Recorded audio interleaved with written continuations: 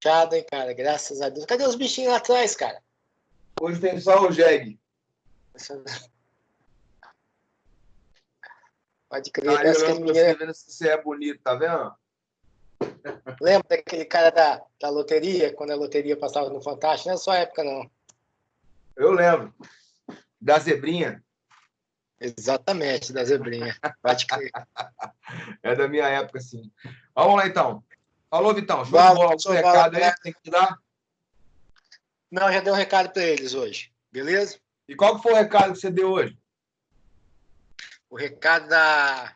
Deixa eu ver aqui, tem que ler, cara. O negócio não é fácil, não. Aê. Aqui, ó. Deixa eu dar de novo esse recado para eles. Daí. Olimpíada Nacional de Ciências. Gente, início das inscrições, dia 6/7, e o término das inscrições, dia 29/7, tá? Onde se inscrever? No portal do aluno. Beleza, galera? Falou, Rondinelli. Um abraço, meu. Falou, Botafogo. É hoje, hein? Tem jogo hoje, não tem? Tem. Botafogo e Português, acho que é. Entendeu? Pode crer. Vou assistir. Falou. Audiência. Então tá massa. Chamado. Então. Falou, Vitão. Show de bola.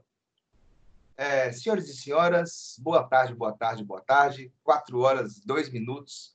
16 horas e 2 minutos do dia 1º de julho do ano de 2020. A gente começa uma aula sobre iluminismo. Na verdade, eu vou terminar o conteúdo iniciado pelo meu caríssimo amigo e mestre Adelardo Luiz de Carvalho. Então, ele deu para você o que é o iluminismo ou enlightenment. Ele deu o que é esse iluminismo, esse século das luzes ou esse período da ilustração. Então, enlightenment, iluminismo, século das luzes ou período da ilustração são vários nomes para poder falar do iluminismo. Esse iluminismo, meu camarada, que tem como por base um conteúdo que você já viu tempos atrás, que é o Renascimento.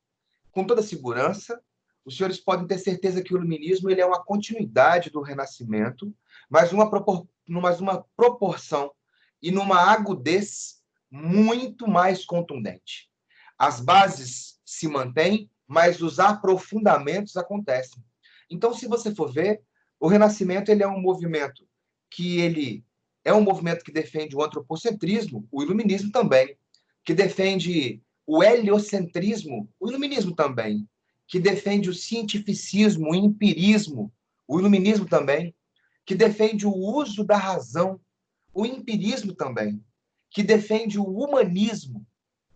Só que o humanismo, meu camarada, tratado no iluminismo, ele é total. É o homem na sua integralidade, em todas as suas potencialidades desenvolvidas.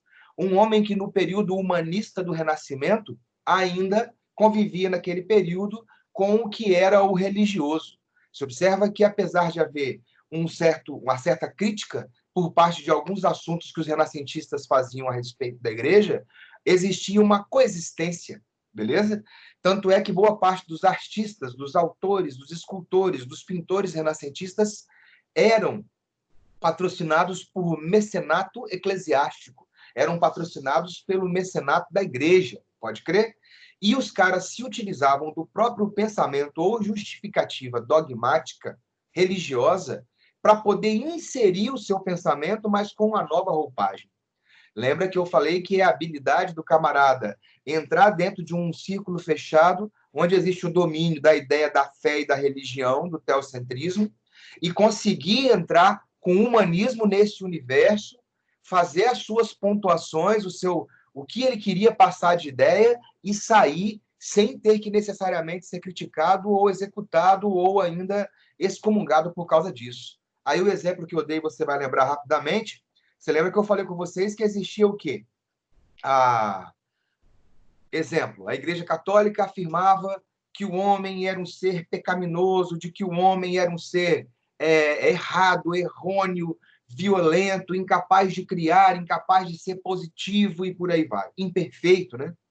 E aí, quando vem o renascentista, ele vai utilizar a argumentação, além da dele, do humanismo, a argumentação da própria religião para inserir esse humanismo. Aí você fala assim, mas como? Se você, igreja, afirma que o homem foi feito à imagem e semelhança do Criador, esse homem, feito à imagem e semelhança, que eu já disse que não é igual, ele não pode ser de todo errado. Ele pode ser, sim, positivo, criativo, inventivo, propositivo, positivo, benéfico. Sacou? Então eu utilizo. Ah, por quê? Porque se ele é feito à imagem e semelhança do Criador e ele só é coisa ruim, traz-se a ideia de que o Criador seria também só coisa ruim. E não é por esse lado que se vê. Então você tem um convívio, sacou? Uma convergência de assuntos que continuam por manter a fé convivendo com a razão e a ciência naquele momento e, por vezes, e muitas vezes, sendo perseguido por essa fé, por esse dogma ou por essa religião. Isso é século o quê? Século XIV, século XV, século XIII, beleza? Quando você vai ver o iluminismo, já é algo mais moderno. O iluminismo já é século XVI, já é século XVII e XVIII, pode crer? E aí o que vai passar a acontecer é que esse iluminismo ele é muito mais agudo nas coisas que ele afirma. Uma frase do iluminismo é: o homem só será feliz quando o último rei morrer enforcado nas tripas do último papa. Se observa que ela tem uma contundência muito mais severa do que no Renascimento. Sacou? Que convivia com monarcas, convivia com o papado, convivia com a igreja. Agora, o camarada ele quer derrubar as bases do antigo regime, do ancien régime. E como que se derruba as bases do antigo regime? Politicamente, o iluminismo critica o absolutismo, defende uma política mais liberal, onde você tenha proposições de monarquias parlamentares ou governos republicanos, onde tende a caminhar para modelos democráticos representativos, com maior participação. Economicamente, critica o mercantilismo, que era feito de monopólios, sacou? De concessões, de privilégios, para defender um outro liberalismo, o econômico, onde existe liberdade, leis naturais que regulam o mercado. É contra o antigo regime ideologicamente, baseado na teoria, baseado na fé, baseado no dogma, baseado no que a igreja determinava como certo ou errado, para ter essa ideia de que se pode fazer, de ter liberdade, de novo, de expressão e ser tolerante com aquilo que é diferente. Beleza? E nós vamos falar bastante disso hoje. Esses termos que nós vamos ver a partir de agora são termos de um conteúdo que eles caem com bastante assiduidade em Enem e vestibulares, e é um conteúdo que ele é um conteúdo polidor do homem. Polidor, beleza? Ele apara as arestas. Ele coloca você, mesmo sendo pensamentos de séculos atrás, coloca você agora em pleno século XXI para poder pensar e falar assim, caraca, camada lá em 1600, lá em 1700, já chegou a esse grau de vislumbramento sobre o que é o homem, sobre o que é tolerância, sobre o que é o convívio. E agora nós, em pleno terceiro milênio, século XXI, tratando como estamos nos tratando, acerca das diferenças de cor, diferenças de pensamento político, diferenças de pensamento religioso ou de não ter pensamento religioso, de tom de pele, sacou? Então, é uma aula para poder dar uma boa espanada naquele obscurantismo que, porventura, possa existir no seu coração ou na sua cabeça. Vamos lá, então? Eu coloquei no blog 2 materiais. Eu coloquei um material que eu coloquei junto com o link, logo acima do link, um material que era sobre o iluminismo, a segunda parte, os slides. E eu coloquei também agora, por último, antes do almoço, um que eu usei com o pessoal da manhã, que é um mapa mental, um resumão das coisas que são mais importantes no iluminismo, que é aquela que você sabe aquela folha ali, o que cai de iluminismo, você vai acertar em mais de 90% dos casos. Pode crer? Eu vou espelhar ele aqui, se você não conseguir. Eu até tentei anexar ele aqui hoje, vou ver se eu consigo agora, carregar do meu computador e jogar aqui no chat. Vamos ver se eu consigo.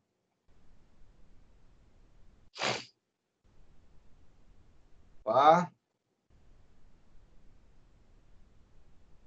ver. Vamos ver, ó, tá carregando. Tá carregando.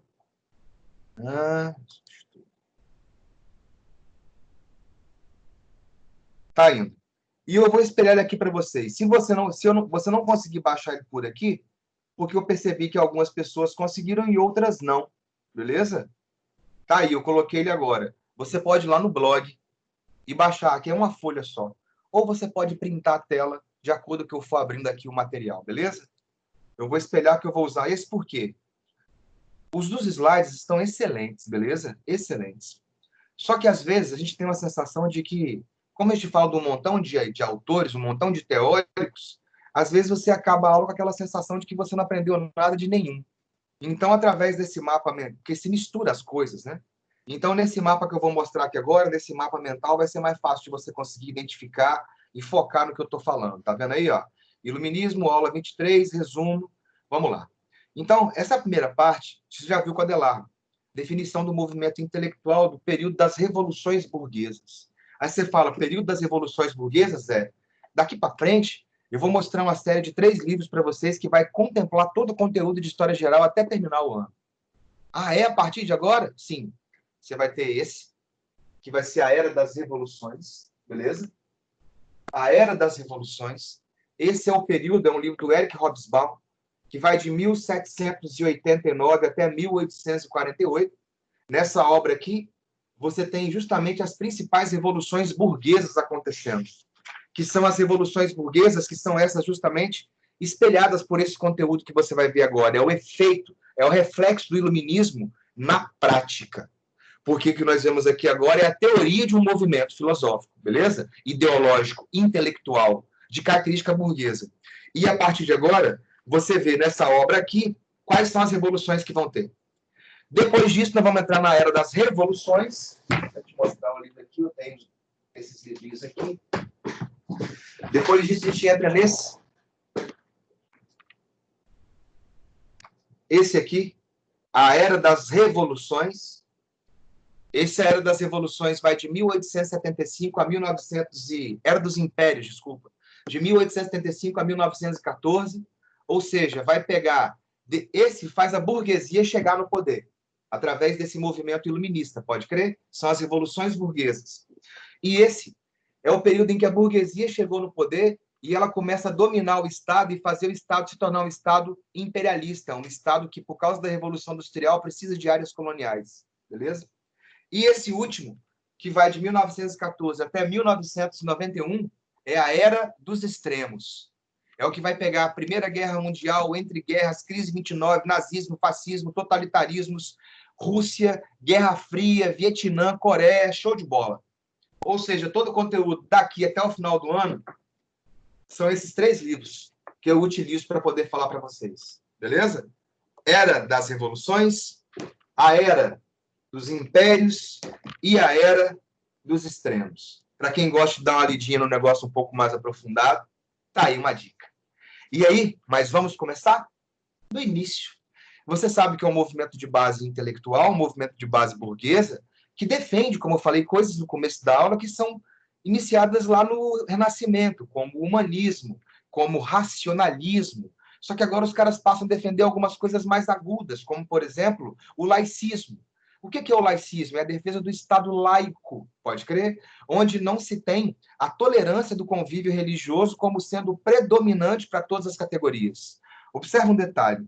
O iluminismo, ele, apesar de ter uma característica anticlerical e anti-absolutista, quando o último rei morrer enforcado nas tripas do último papa, você vai observar que vão existir alguns monarcas que são iluministas, que são os déspotas esclarecidos. É o final da aula, é o último assunto.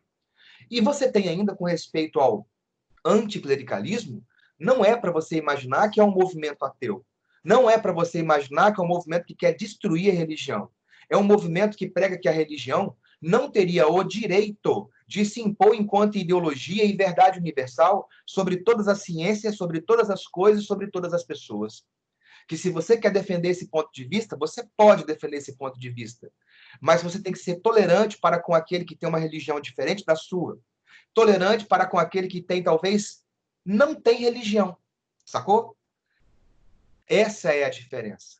Então, quando fala que é anticlerical, porque critica o domínio exacerbado que a ideologia religiosa exercia, não só na vida política, não só na vida social, mas na vida de contexto geral das pessoas, beleza? Então, isso tem que ser algo tranquilo de você imaginar. assim como defende também a igualdade de direitos, a isonomia, iso, né? É a igualdade, nomia aí vem dos direitos, essa isonomia seria igualdade de direitos jurídica.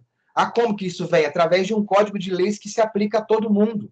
Como, por exemplo, você vai ver na matéria passada sobre as revoluções inglesas, como que ela termina? Ela termina com a assinatura do Bill of Rights, que é um documento que vai consolidar a Magna Carta da Inglaterra, e que afirma que nenhuma pessoa, nem o rei, nem a rainha, nem o parlamento, nem o primeiro-ministro, ninguém está acima da Constituição, beleza? E é claro que se as leis e as regras tiverem a necessidade de serem mudadas, alteradas, eliminadas ou adaptadas, isso acontece de acordo com o período de cada civilização.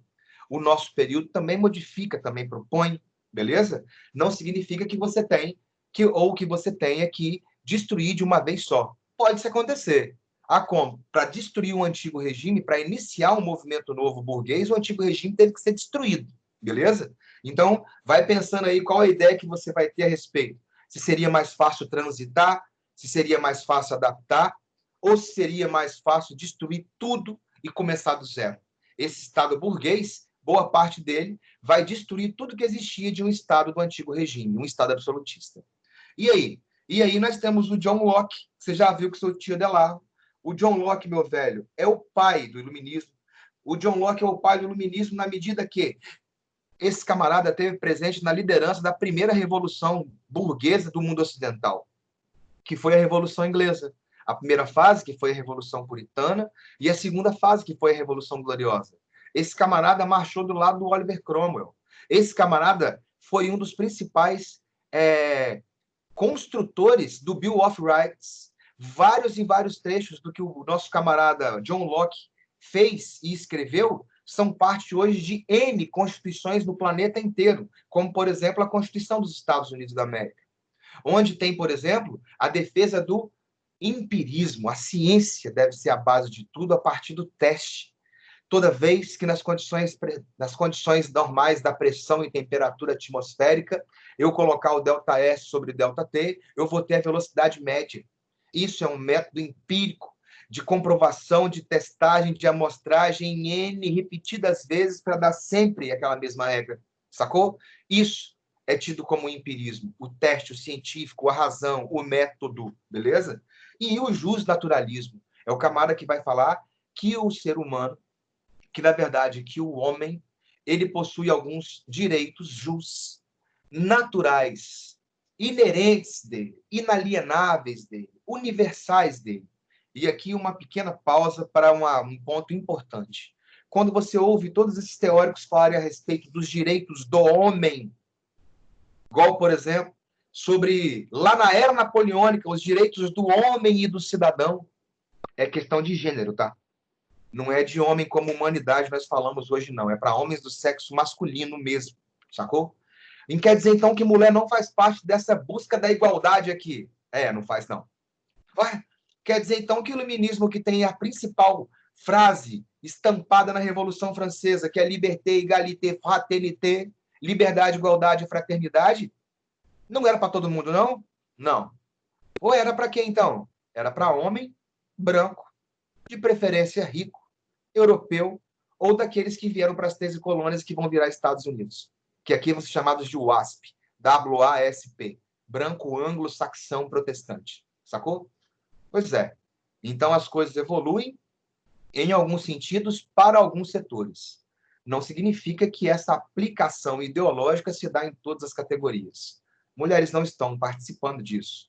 Africanos e asiáticos também não fariam parte. Se você imaginar que isso aqui lança as bases de um Estado burguês que vai promover a Revolução Industrial e que vai lançar a mão do neocolonialismo ou do imperialismo, e que nesse neocolonialismo ou imperialismo você vai ter a justificativa da superioridade da raça branca sobre as demais raças, se observa que mesmo em movimentos que são vistos como muito positivos, como o iluminismo, também tem algo de negativo, se comparado ao que nós temos como padrão hoje. Lembrem-se que a história não julga o camarada se ele está certo ou errado. Lembra que a história julga, a história simplesmente narra o que o homem transformou em seu tempo ao longo da história. Você está vendo que no século XV e no século XVI, que é o século que você está vendo aqui desses caras, 1600, sacou? 1630 é século o quê? É século XVII. 1704 é século XVIII, que os homens desse momento estavam defendendo liberdade, igualdade e fraternidade para homem branco rico, beleza? Isso que eu quero que você saiba. E quais seriam os direitos inalienáveis? Aqueles que são intransferíveis, aqueles que são inerentes da pessoa humana. E quais seriam esses? O direito à vida. Não tem como eu transferir a minha vida para você. Por isso que é inalienável. A liberdade. Não tem como eu transferir a minha liberdade para você.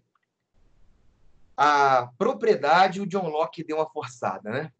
Ah, por quê? Porque no caso da propriedade, velho, a propriedade ela pode ser vendida, comprada, doada, concedida, estatizada. Mas por que ele fala, então, que a propriedade também é um direito inalienável, sagrado? Por quê? Porque é um movimento de base burguesa, e a burguesia é detentora de boa parte dos meios de produção. Então, defender a propriedade como algo inalienável, é claro, é óbvio que se você for ler a obra do Locke, inalienável, intransferível, dentro da minha vontade. Se eu quiser transferir, óbvio. Aí é essas exceções que eu falei com você. Direito a resistir à tirania. Tanto é que boa parte da oratória que se tem nos Estados Unidos a respeito do consumo, da venda, da produção de armas de fogo em grande quantidade por boa parte da população, tem como justificativa uma ideia aqui do mundo iluminista. O povo tem o direito de resistir à tirania. Se o governo for opressor e não garantir que esses direitos universais e inalienáveis sejam praticados. Então, se um rei ou um Estado não garante o direito à vida, à liberdade, à propriedade, o povo tem o direito de resistir à tirania e se revoltar contra esse governo. E se esse povo, na visão desses caras, na visão principalmente daqueles que vendem arma de fogo hoje, que vão ter essa justificativa, se essa população não estiver armada, não teria como ela resistir a um Estado opressor, beleza? É claro que existem outras justificativas, como, por exemplo, se eu tenho direito a me defender, se eu tenho direito de ter a posse da arma, eu tenho a melhor possibilidade de garantir a minha vida contra alguém que ataque ou a minha propriedade quando alguém ataque. Então, existem N justificativas. Eu falei hoje para o pessoal da manhã que a ideia de que a população armada resistiria melhor à possibilidade de um governo tirânico, é claro que a população armada teria uma possibilidade maior de resistir. Agora, de conseguir fazer algo efetivamente, aí eu não sei não. Ah, por quê? Porque quem é população civil não tem o treinamento que um militar tem. E quem é população civil tem até acesso ao armamento, mas no grau, quantidade que o Estado tem, também está bem longe disso acontecer. Mas, enfim, o John Locke ele é importante não só porque ele lança as bases do que vai ser os princípios constitucionais hoje, mas é a base do liberalismo jurídico. Essa é a base da justiça do mundo ocidental. Os valores inalienáveis e universais, que às vezes não são tão inalienáveis ou universais, né? Na Constituição dos Estados Unidos, que vai depois ter uma guerra, vai ser a Guerra de Secessão, a Guerra Civil Estadunidense, os camaradas vão fazer a 13ª emenda e vai falar que a escravidão é abolida em todo o território estadunidense, exceto em condições de pessoas que tenham cometido algum tipo de crime, sacou? E que, por causa disso, perderiam a sua liberdade e seriam forçadas a a trabalho forçado, condenadas a trabalho forçado. E aí tem um documentário para você poder ver que fala que essa é a brecha, né, que sustenta um sistema carcerário gigantesco, que sustenta grandes empresas que estão dentro dos presídios. E aí tem vários lados da moeda, não só dois nesse documentário, por isso que é interessante, que chama a 13ª Emenda. Tem ele no Netflix. Ele é excepcional. É muito interessante para você entender a respeito da questão racial, para você entender como que as brechas na lei enquadram ou colocam uma certa parcela da população para ficar mais tempo presa ou pagando por um crime, as proporções de punição que não são em pé de igualdade, é a 13ª Emenda. É muito maneiro esse documentário do Netflix. Você pode anotar aí e ver depois que é show de bola. E aí nós vamos para o Barão de Montesquieu. O Barão de Montesquieu ele escreve uma obra principal, a principal, que é o Espírito das Leis. Aí tem um pessoal que já fala assim, pô, o movimento é anticlerical e um camarada igual Montesquieu vai lá e coloca Espírito das Leis. Espírito aí não é num contexto religioso. O espírito aí não quer dizer no contexto do que é o fundamento da lei, sacou? O que seria o espírito da lei é o que seria o fundamento dela. Qual que é a ideia que tem que ser colocada em prática para que o seu direito à vida, à liberdade, à propriedade, de resistir à tirania e de buscar a felicidade sejam garantidos. Beleza? É igual, por exemplo, o camarada tem na nossa Constituição hoje falando que é dever do Estado garantir o acesso à educação pública de qualidade e gratuita. Educação pública de qualidade e gratuita para todos. Se esse princípio constitucional fosse seguido à risca pelos 3 poderes que nós temos hoje em nível municipal, estadual e federal, não haveria, por exemplo, a necessidade de se ter um sistema de cotas para equilibrar isso. Aí você fala, pô, mas na mesma Constituição fala que todos são iguais, como que vai ter cota? Sacou?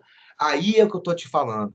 As ideias que geram a confecção das leis. Nesse caso que eu acabei de citar, não é inconstitucional defender cota pelo fato de que o Estado não consegue cumprir aquilo que seria oferecer educação de qualidade gratuita para todos. Então, se criam mecanismos ou leis que contribuam para que isso chegue perto, mas nós estamos muito longe. Como, por exemplo, a base, a ideia, o espírito da cota seria o quê? Trate os iguais como iguais e os desiguais como desiguais nas medidas de suas desigualdades. Para a meritocracia ter o mínimo de funcionalidade. Não adianta você imaginar que você vai concorrer igual com um menino que estuda numa escola que ele não tem computador, que ele não tem internet, que ele não tem professor capacitado. Não tem como, sacou? Não tem como.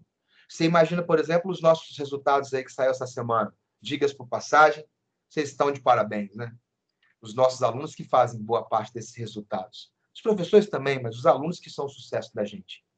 De novo, já tem mais de 20 anos que a gente não fica fora das 5 escolas de melhor aprovação com mais de 240 alunos.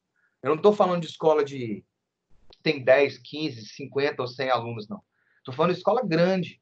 Eu estou falando de escola grande que dessas 5 primeiras aí é a única que não tem prova de ingresso para a turma, sacou? Ah, por quê? Porque se no Darwin existe uma P1, P2, P não sei quanto, você vai ter em todo o Darwin não só aluno que passou raspando para medicina no vestibular passado, mas tem nesse mesmo Darwin aluno que ficou longe, léguas, sacou? Então, quando a gente compete com todo mundo. Aquele que é mais ou menos, aquele que é top, sacou? Não é só com turmas de pessoas que são excepcionais. Então, é um negócio que eu acho muito, muito dignificante, interessante e prazeroso para mim. Dignificante mesmo. Ah, por quê? Você vai concorrer, você está dando uma escola que é a quinta no Brasil, sacou? No Brasil. E aí imaginar que um menino, por exemplo, que não tem aula nesse momento, que não tem acesso, vai competir em pé de igualdade? Dificilmente, ele não vai conseguir. Então, trata os iguais como iguais, os desiguais como os desiguais, na medida das suas desigualdades. Os de escola pública naquela condição concorrem entre eles, os de escola privada concorrem naquela condição entre eles. Até se chegar o dia em que o Estado consiga dar educação de qualidade gratuita para todos. Enquanto isso não chegar, as leis devem ser criadas e estimuladas e alimentadas para que se chegue a esse fim. Esse é o fim proposto. Agora, para chegar lá, senhores, nós temos um caminho bem longo para ser trilhado. E não é de um dia para o outro. E onde que entra o Montesquieu? Elaborando esse conjunto de ideias sobre quem vai fazer, quem vai executar e quem vai fiscalizar. E aí ele cria a ideia da tripartição dos poderes, teoria dos freios e contrapesos. É preciso ter poder para limitar o poder. Ele percebe que todas as vezes que uma pessoa acumulava poderes em si mesma, em si própria, ela abusa. Ou o exemplo dos monarcas absolutistas. Cita um que não cometeu abuso pelo menos alguma vez ao longo da vida dele. Sacou? Os camadas passam a não só achar que ele tem um rei na barriga, tudo é dele. Olha o Luís XIV, o Estado sou eu, o rei Sol. Olha no Brasil o Pedro II com poder moderador, tudo é dele. Ele possui a imputabilidade. As leis e as regras da Constituição não se aplicam àquela pessoa. Ele passa por cima daquela Constituição, ele veta e aprova. Ele nomeia, ele reprova, quem ele quiser. E, obviamente, que isso acaba por levar a abusos consideráveis. Se esse camada for de uma religião e não der tolerância à sua, se esse camada for de um posicionamento político e não der liberdade para o seu, sacou? E aí o legislativo são aqueles escolhidos para poder criar esse conjunto de leis que defendam os princípios, os direitos naturais e universais inalienáveis. Esses são os deputados, os senadores, os vereadores. E o executivo? que executa essas leis. Então, se o legislativo foi lá e fez que é dever do Estado desenvolver educação, gerar de qualidade pública gratuita, o executivo tem a função de fazer gerar escola, modernizar, colocar aquilo que o legislativo criou de lei de regra e propõe de lei de regra em prática, executa aquilo que está na Constituição. E o judiciário serve para poder observar todos os poderes. O judiciário seria aquele que seria o guardião da Constituição. O judiciário só vai ter uma intromissão no legislativo se o legislativo fizer alguma proposição de lei que seja inconstitucional. Ou seja, que anule a Constituição. Então, ele não pode criar algo assim. Ou quando o executivo, por exemplo, tenta aprovar alguma coisa ou ter acesso a poderes que não fazem parte dele ou não estão na sua alçada de acordo com a Constituição. Se esses poderes se respeitam, se eles entram dentro da base constitucional, eles funcionam de forma harmônica e autônoma.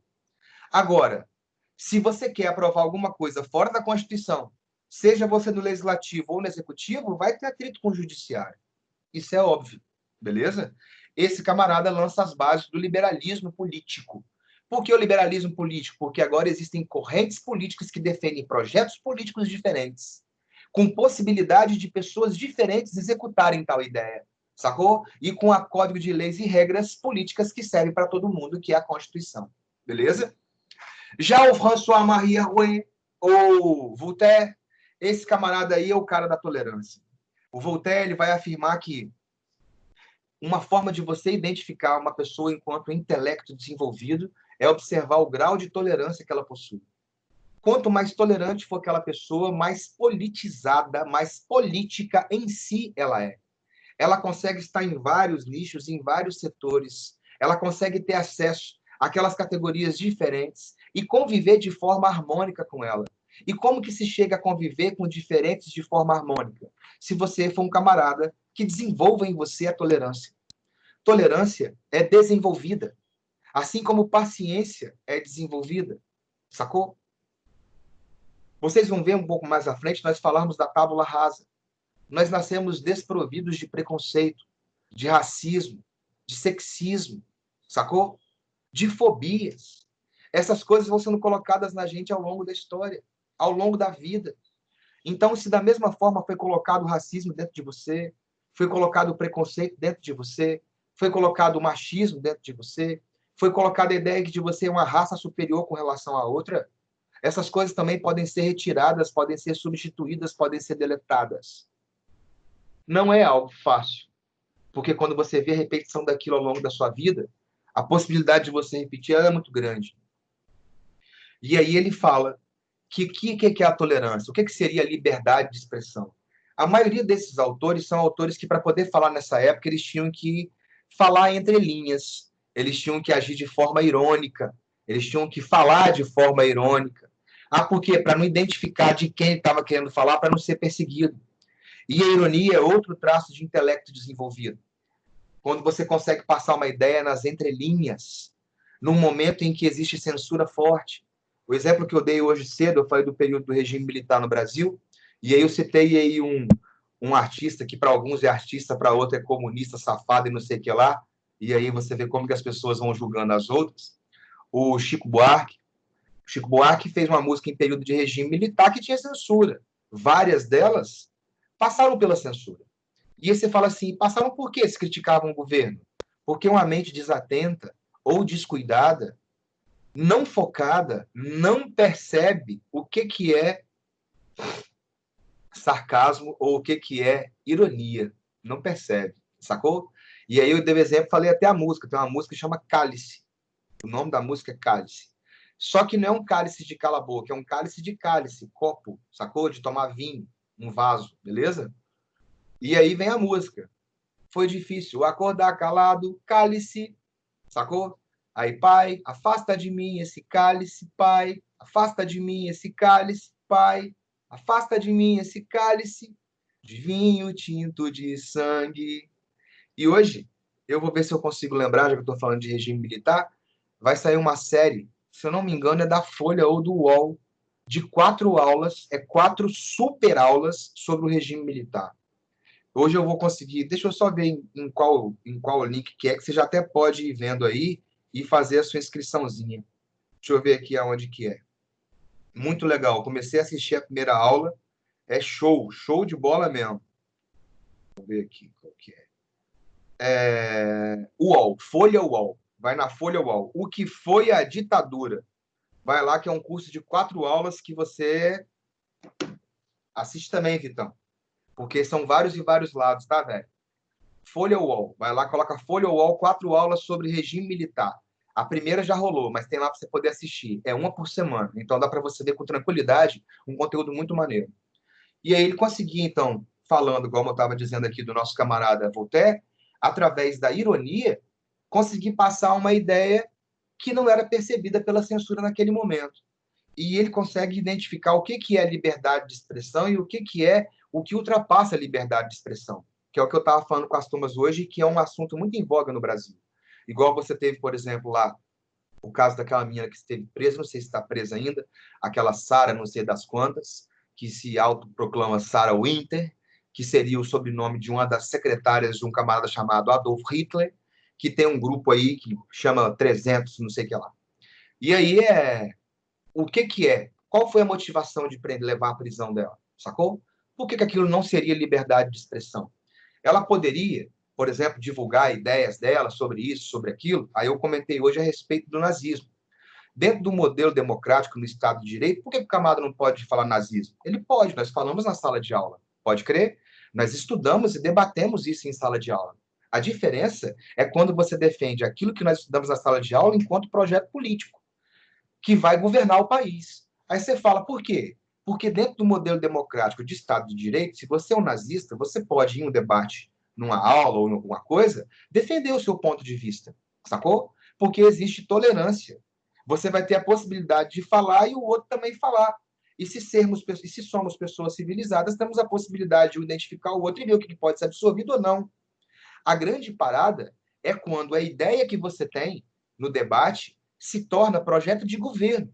Ah, por quê? Porque se você chegar no governo, você, no caso, nazista, não vai ter o debate que tem agora no Estado Democrático de Direito. Se você, nazista, chegar no poder, não vai haver a tolerância que tem de eu ouvir você, enquanto pessoa, defender tal abominação.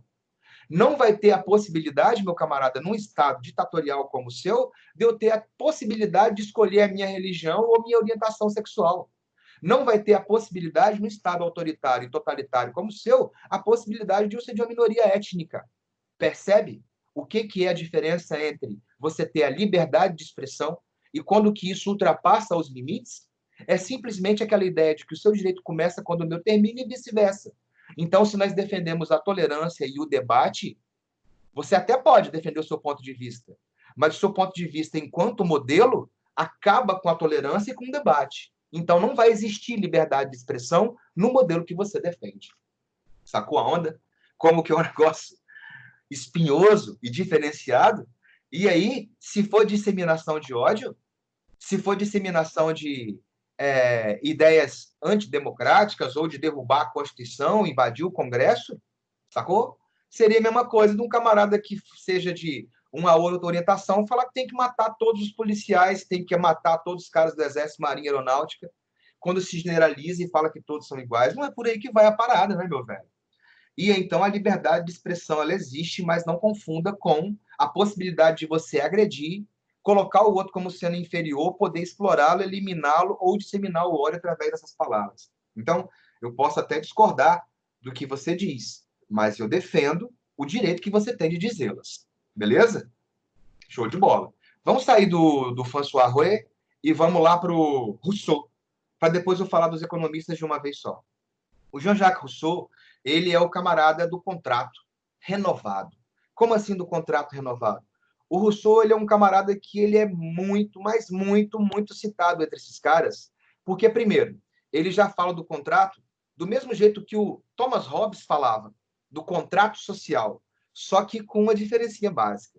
Lá no absolutismo, Thomas Hobbes falava que a humanidade vivia em barbárie, e esse povo que vivia em barbárie concedeu os seus direitos, a sua liberdade, para que um rei tivesse autoridade, os governasse e mantivesse a paz através da lei e da regra. Ou seja, no absolutismo, o rei tem poder porque o povo deu poder para ele. Aqui com Jean-Jacques Rousseau, no Iluminismo, ele vai falar que esse mesmo povo que concedeu o direito ao rei, tem o direito de retirar esse rei se ele não defender os princípios dos direitos naturais, que é o direito à vida, à liberdade e por aí vai. Que é não defender, que é não ser tolerante, que é não saber conviver, beleza? Ah, então o Locke fala, o John Locke não, o Thomas Hobbes fala que o povo colocou o rei no poder, por isso que ele é absoluto. Isso aí. E o Rousseau fala que o povo colocou o rei no poder, mas se o rei não governa de acordo com os interesses do povo, o povo pode retirar. Todo o poder emana do povo, beleza? E aí ele chega num ponto muito interessante. Por quê? Que mesmo defendendo essa ideologia de igualdade, de liberdade, de fraternidade, por que continua a existir igualdade entre os homens? E aí a resposta que ele chega é qual? Porque o que molda os homens é o meio que ele vive e o grau de propriedade que ele possui. O interesse de quem é proprietário e de quem não é proprietário. E aí os caras já vêm falando, tá vendo? Esse aí é um comunista, é um socialista, e por aí vai. Ele é o primeiro que defende reforma agrária, que propriedade privada é um absurdo, e por aí vai. Não. Esse camarada, ele fala que a propriedade privada, ela é a principal geradora de diferenças entre os homens. Daqueles que possuem os meios de produção para aqueles que não possuem os meios de produção. Ele não está falando que é para eliminar a propriedade, a não ser para eliminar aquela propriedade que não tem uma função social. E o que seria uma propriedade privada que não cumpre uma função social? Que não gera emprego, não gera renda, não gera produção, não gere nada. Então você pode ter 1 milhão de alqueires de terra. Se esse 1 milhão de alqueires de terra tiver criação de gado, de coelho, de batata, de mandioca ou de café, não vai ter reforma. Ah, por quê? Porque você cumpre uma função social. Gera emprego, gera renda, gera produção, balança comercial, desenvolvimento. E aí o povo apavora. Não, quando fala reforma agrária é comunista, não, velho. Terras devolutas, terras infinitas que ninguém usa para nada enquanto tem família que tem a necessidade de ter. Ah, mas tem um monte de sem terra que é vagabundo. Claro que tem. Tem um monte de aluno vagabundo, tem um monte de professor vagabundo, tem um monte de coordenador vagabundo, tem um monte de político vagabundo. Você não viu aí agora nos negócios do governo? Na distribuição aí do dinheiro aí da galera da pandemia? Olha quantos milhões pegaram esse dinheiro aí de forma indevida. Porra. Então, meu camarada, o que o camarada fala é o seguinte: essa diferença entre quem possui e quem não possui é que causa um dano muito grande, uma diferença tão incrível dentro da própria sociedade. E aí ele não é só um camarada que propõe, que fala o que é o que traz a diferença, que seria as diferenças de posse dos meios de produção, daqueles que têm e dos que não têm. Mas ele também propõe uma solução. E qual que seria a solução? Um governo democrático, onde não só aqueles que tivessem renda participassem, sacou? Bem, a democracia veio para boa parte dos países do mundo, mas não resolveu muito essa situação. Mas, enfim, esse é o caminho. Eu poder escolher o que eu quero para governo é muito melhor do que eu não poder escolher, sacou? Educação universal, sacou? Educação universal. Inclusive, ele fala que se todos, aquela parada que eu falei hoje no começo da aula, se educação de qualidade, ofertada de forma gratuita a todos, não haveria, por exemplo, a necessidade de cota, sacou? Essa é a grande parada. E ele fala uma outra situação também de que essa educação, ela pode não só polir o ser humano para ele compreender as diferenças, fazê-lo se tornar tolerante, fazê-lo se tornar mais positivo, criativo, inventivo, participativo, auxiliador, bom, como também pode criar uma geração de imbecis, autoritários, violentos, assassinos, intolerantes e tudo que se possa imaginar. Dentro da escola? Dentro da escola. Se hoje existe, por exemplo, a possibilidade de você ter, mesmo na escola privada, olha a pluralidade de professores que têm ideias políticas diferentes na nossa escola existe. De várias e várias vertentes. Porque nós vivemos um Estado democrático de direito, mesmo dentro da escola particular, que você acha que todo mundo deveria seguir o que o patrão é, não é. Ah, por quê? Porque as pessoas têm posicionamentos diferenciados e tem uma pluralidade de pensamentos que são colocados nas aulas, beleza? Se for num Estado ditatorial, autoritário, totalitário, não vai ter essa pluralidade. Vai ser aquilo que o governo mandar. A é A, B é B, C é C, ponto, acabou, não tem mais nada. A sua raça superior, aquela inferior, você pode matar, que ele vai morrer, você pode explorar, você pode tomar dele. Percebe qual que é a parada? E aí, o Jean-Jacques Rousseau, então, não é um socialista, porque não existia essa ideologia nessa época, mas é claro ideias do Jean-Jacques Rousseau vão acabar por contribuir, por formar pensamentos de socialistas, anarquistas e comunistas um pouco mais à frente. O principal agrupamento político que vai beber primeiro na água do Rousseau vão ser os jacobinos, lá na Revolução Francesa. E aí, senhores, para terminar, então, o finalzinho da aula, nós vamos à parte econômica. Você já viu liberdade de expressão, tolerância, né? Liberdade jurídica, igualdade jurídica, e agora nós vamos para a liberdade econômica. Nós temos duas escolas para poder estudar.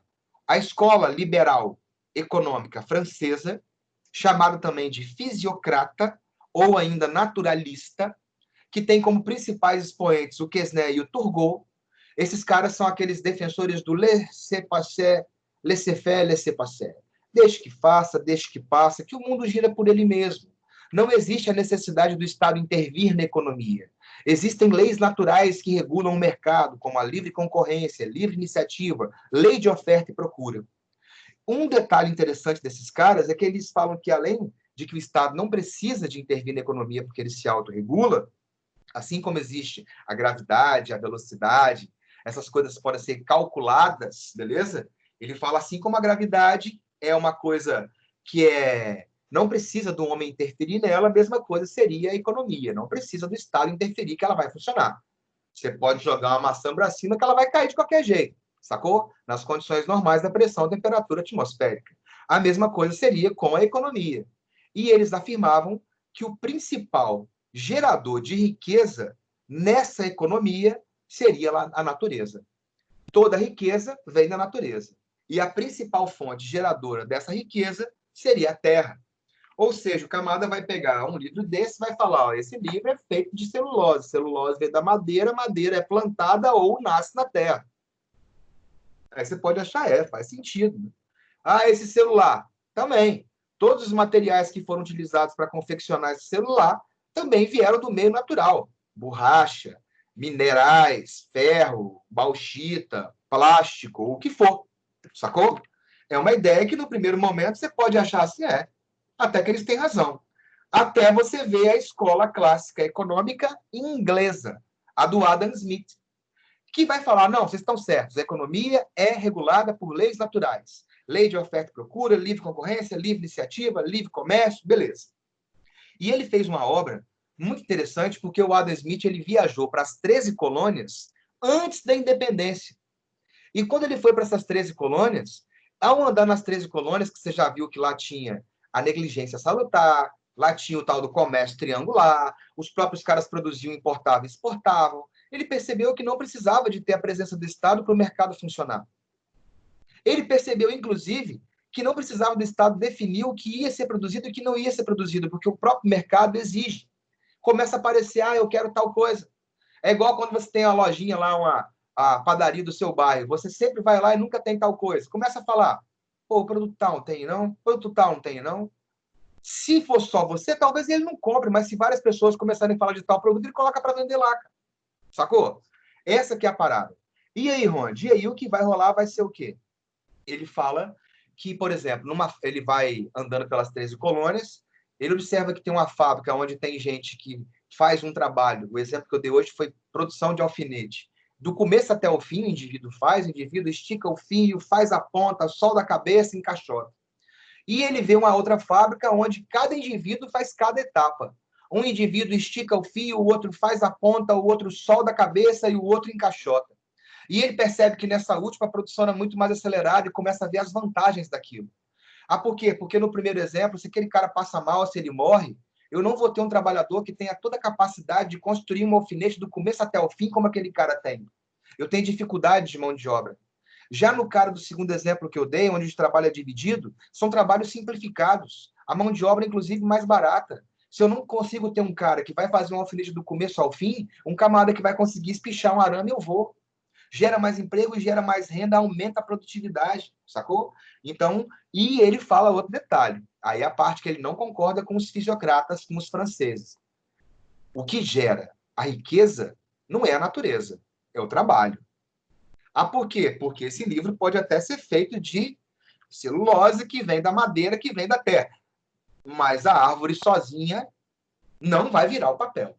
Então, eu vou ter que plantar, ou eu vou ter que cortar, eu vou ter que moer, eu vou ter que prensar, eu vou ter que colar. E onde exista trabalho, existe a possibilidade de ganhos. Os fisiocratas falavam que o comércio e a indústria transformava e transportava a riqueza, que eram atividades estéreis. Só transportam e transformam a riqueza. A agricultura que gera riqueza de verdade. E ele fala, não, o trabalho, não importa em qual setor, ele é o gerador de toda a riqueza.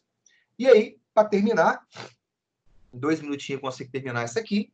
Os enciclopedistas são aqueles que vão reunir todo o conhecimento acumulado daquela era, todo o conhecimento que você tinha desses teóricos sobre física, química, matemática, biologia, filosofia, história, geografia, e conhecimentos comuns, como fazer um galinheiro, como construir um chiqueiro, como instalar um chuveiro, ia estar na enciclopédia.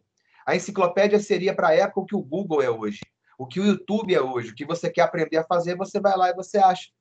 Era uma compilação de dados em uma obra vasta, de vários e vários volumes em ordem alfabética. Um detalhe interessante, a Igreja Católica considerou a enciclopédia algo que era um ataque frontal ao Senhor Jesus e colocou a enciclopédia no Index Librorum Prohibitorum, a lista dos livros proibidos aos cristãos. E, por último, o despotismo esclarecido nada mais é que o quê?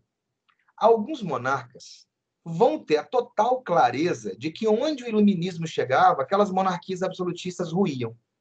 Então, alguns monarcas, sabiamente espertos, passaram a realizar algumas reformas iluministas por conta própria e, ao mesmo tempo, se manter no poder.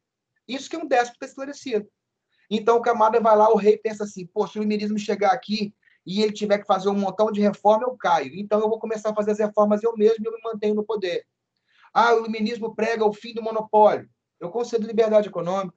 Ah, o iluminismo prega um código de leis escritos. Eu vou lá e faço um código de leis escritos. Ah, o iluminismo prega tolerância religiosa. Eu vou lá e dou liberdade de culto. No entanto, quem continua como rei? Eu.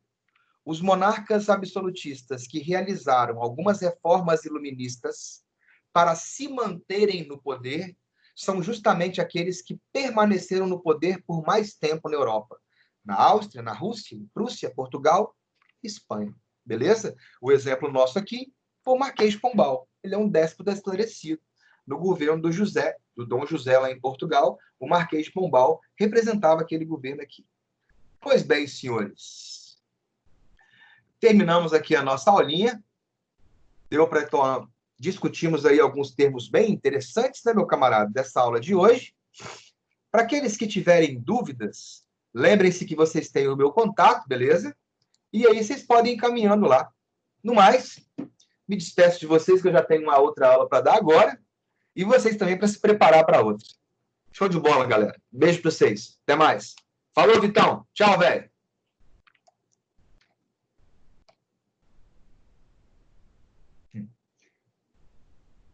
Vitão deve estar dormindo, né, Vitão?